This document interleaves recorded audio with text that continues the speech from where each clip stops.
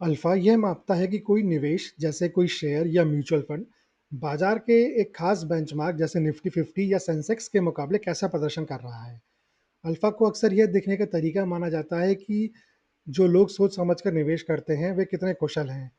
जो निवेश सिर्फ बाजार के इंडेक्स को फॉलो करते हैं, उनसे उम्मीद की जाती है कि उनका अल्फा लगभग शून्य होगा फीस और खर्चों गिनने से पहले।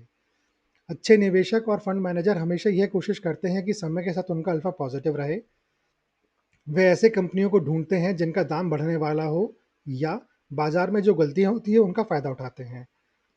लेकिन लगातार अच्छा अल्फा पाना मुश्किल है।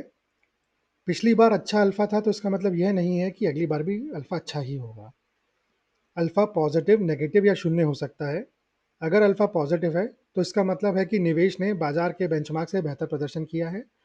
अगर अल्फा नेगेटिव है तो इसका मतलब है कि निवेश बाजार के बेंचमार्क से पीछे रह गया। और अगर अल्फा शून्य के करीब है तो इसका मतलब है कि निवेश ने लगभग वैसा ही प्रदर्शन किया जैसा बाजार का बेंचमार्क है। अल्फा का विचार capital asset pricing model CAPM से जुड़ा हुआ है। यह मॉडल कहता है कि किसी भी निवेश से कितना फायदा होगा यह इस बात पर निर्भर करता है कि बिना जोखिम वाले निवेश पर कितना फायदा मिल रहा है और बाजार में कितना जोखिम है, जिसे बीटा से मापा जाता है।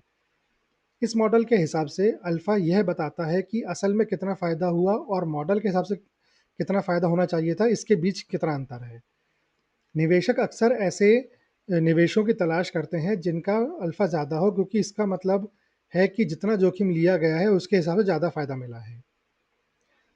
यह देखना ज़रूरी है कि अल्फा जोखिम को ध्यान में रखकर बताया जा रहा है या नहीं।